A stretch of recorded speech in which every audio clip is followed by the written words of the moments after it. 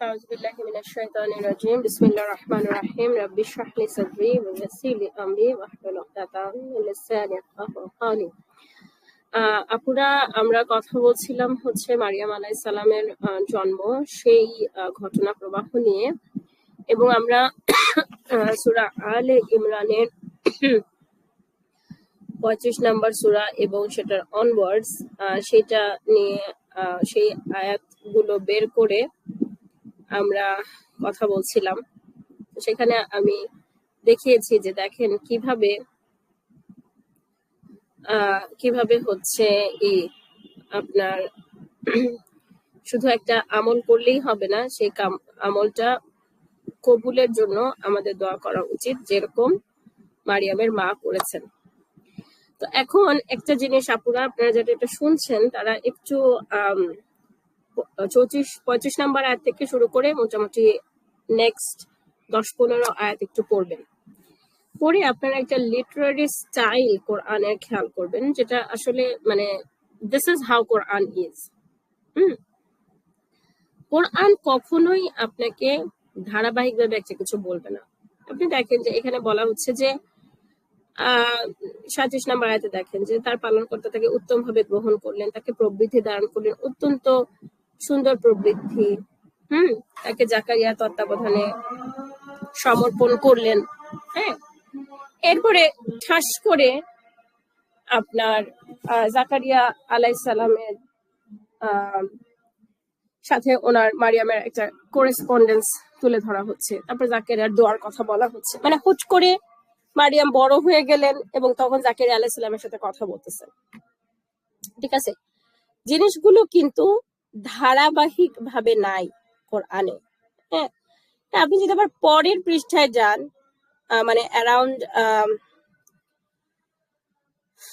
Around হচ্ছে 44 number আয়াত বলছে যে আপনি তো তাদের কাছে ছিলেন না যখন প্রতিযোগিতা করছিল যে কে প্রতিপালন করবে মারিয়ামকে, এবং আপনি তাদের কাছে ছিলেন না যখন তারা ঝগড়া করছিল। এখন তাহলে মানে তখন হঠাৎ করে হোয়াট ইজ দিস? সেই জন্য আমাদেরকে, যেটা আমি বলছি, যে অন্য কোনো সোর্স থেকে আমাদের এই ব্যাপারগুলো জানতে হবে। তো এখন তাহলে ঘটনাটা কি আসলে আমরা একটু ধারাবাহিকভাবে বলার চেষ্টা করি। যে মারিয়াম এর বাবা, ওনার মা যখন প্রেগন্যান্ট মানে গর্ভাবস্থায় ওর বাবা মারা যান, তো সেই জন্য মারিয়ামের জন্মের এবং ইট ওয়াজ আ ভেরি মানে ব্লেসড ফ্যামিলি। সো থাকে না যে যে আপনার ধরেন অনেক সময় থাকে না যে একটা খুব রেসপেক্টেড ফ্যামিলি। আপনারা বুঝতে পারতেছেন যে মারিয়ামের মা কত রাইটিয়াস ছিলেন, আবার ইমরান এক হাজবেন্ড, আবার জাকারিয়া আলাইহিস সালাম তার একজন প্রফেট, তার ওয়াইফ, তারা দুইজন রাইটিয়াস মানুষের সাথে বিয়ে হয়েছে। So it's a very good family, right? এবং মারিয়ামকে যে এরকম মানে মারিয়ামের ব্যাপারে ওনার মা যে এরকম একটা মানত করেছে, এটাও মানে অ্যাপারেন্টলি এটা একটা ওয়েল নোন ফ্যাক্ট ছিল। সো যেটা হয়েছে যে জন্মের পরে এখন কে ওনাকে টেক কেয়ার করবে, কার তত্ত্বাবধানে উনি থাকবে, এইটা নিয়ে যে তাদের মাঝে প্রতিযোগিতা শুরু হয়ে গেল। সো আমরা এগেইন আমাদেরকে বুঝতে হবে, এগেইন সোশ্যাল কনটেক্সট দেখেন, একটা মেয়ে কিন্তু অভিভাবকহীন থাকবে না, এবং মানে আপনার একটা সোসাইটি কিন্তু কখনোই পুরোপুরি করাপ্ট হয়ে যায় না। হ্যাঁ, পুরোপুরি করাপ্ট হয়ে যায় না। তো যেটা হয়েছে যে ঠিকই মারিয়াম যে একটা ব্লেসড গার্ল, এবং মানে মানে সে যে একজন খুব রাইটিয়াসই হবে, এবং তাকে প্রতিপালন করা যে একটা রাইটিয়াস ডিড, সেই সেন্স কিছু কিছু মানুষের মধ্যে ছিল। তারপরে তখন কাহিনীটা যেটা আমরা ইসরায়েলিয়াত থেকে জানি, আমি জানি না যে এটা সহিহ হাদিস থেকে জানা যায় কিনা, এটা আমার একটু চেক করতে হবে যে ইনফরমেশনটা সোর্স কি। বাট এই ইনফরমেশন ইনশাআল্লাহ কোনো সমস্যা নাই। যে ওরা বললো যে আচ্ছা ঠিক আছে, তাহলে আমরা লটারি করি, এবং এই ধরনের লটারি হচ্ছে টোটালি হারাম, কারণ টোটালি হালাল আলহামদুলিল্লাহ, কারণ এখানে কারো হক নষ্ট হচ্ছে না। Everyone has the equal chance. যেমন রাসূল সাল্লাল্লাহু আলাইহি ওয়াসাল্লাম ওনার কোন ওয়াইফ ওনার সাথে কোন মানে ধরেন জিহাদে যাওয়ার সময় কোন ওয়াইফ যাবে তখন উনি লটারি করতেন। এটা জাস্ট ঠিক লটারি বলা যাবে না, এটা হচ্ছে যে জাস্ট র্যান্ডমলি কারো একজনের নাম উঠানো, যেন জিনিসটার মধ্যে কোনো ফেভারিটিজম বা পক্ষপাতিত্ব প্রকাশ না পায়। ব্যাপারটা হচ্ছে যে আমি র্যান্ডমলি যার নাম উঠিয়েছি সে আমার সাথে যাবে। এখানেও ব্যাপারটা সেরকম যে র্যান্ডমলি যার নাম উঠবে সে তো দেখা যাচ্ছে যে ওরা জাকারিয়া আলাইহিস সালামের নাম উঠতেছে, ওরা এটাতে খুশি না, বলছে না আমরা এটা খুশি না, আমরা আবার চাই। তো দেখা গেল যে প্রত্যেকবারই জাকারিয়া আলাইহিস সালামের নাম উঠতেছিল। তখন দে গেভ আপ। তার মানে হচ্ছে যে আল্লাহ সুবহানাহু ওয়া তাআলা ওয়ান্টস জাকারিয়া আলাইহিস সালাম টু বি হার গার্ডিয়ান, ওনার তত্ত্বাবধানে থাকলো। এখন আমরা কিছুক্ষণ কথা বলবো হচ্ছে, আবার আমরা ফিরে যাব ওনার জন্মের সময়ের কাহিনীতে। আবারও আমরা কোরআনিক আয়াতগুলোতে যাব। দেখেন যে ওনার মা বলতেছে যে তখন সে প্রসব প্রথম সে বলল ইয়া রাব্বি, আমি তো একটা মেয়ে প্রসব করেছি। এগেইন আমরা তো অর্থ পড়ে এই স্টাইল গুলো বোঝা যায় না যে it was a mixture of surprise and disappointment. আমি তো মানে ব্যাপারটা এরকম যে আমি তাহলে আমার মানতকে কিভাবে পূরণ করব। তো তারপর তখন সে বলল যে এখন আল্লাহ সুবহানাহু ওয়া তাআলা বলছেন সে কি প্রসব করেছে আল্লাহ তো তা ভালোই জানেন।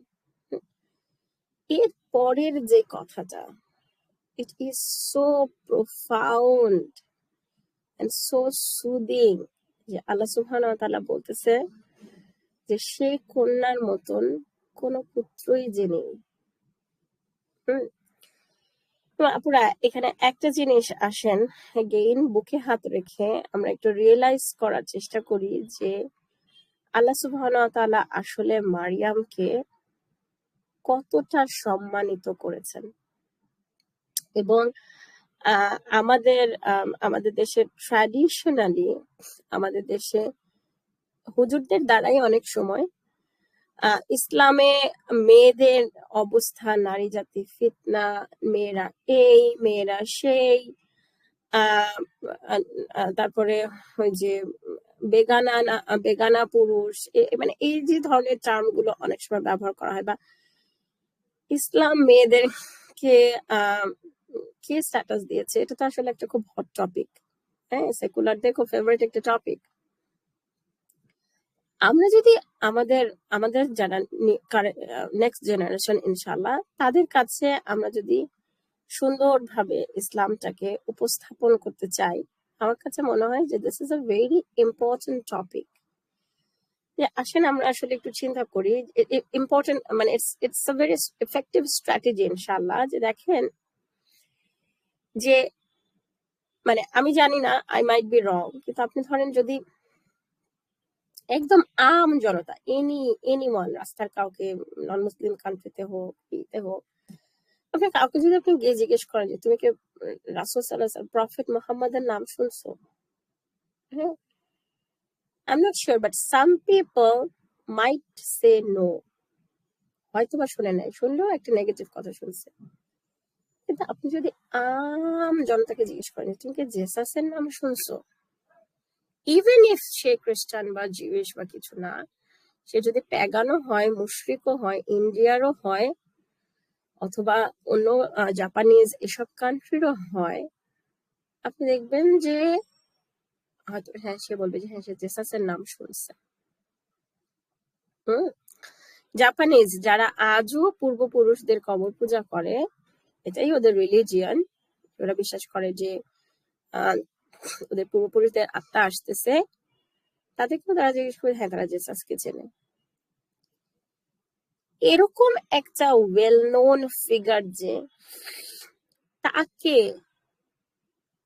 আল্লাহ সুবহানাহু ওয়া তাআলা কোরআনে পরিচয় করায় দিচ্ছেন ঈসা ইবনে মারিয়াম হিসেবে।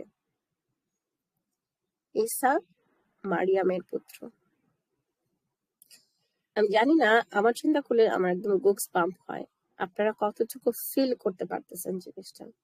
এবং of course this is also a strategy to emphasize যে উনি একমাত্র মারিয়ামের পুত্রই ছিলেন, ওনার কোনো বাবা ছিল না।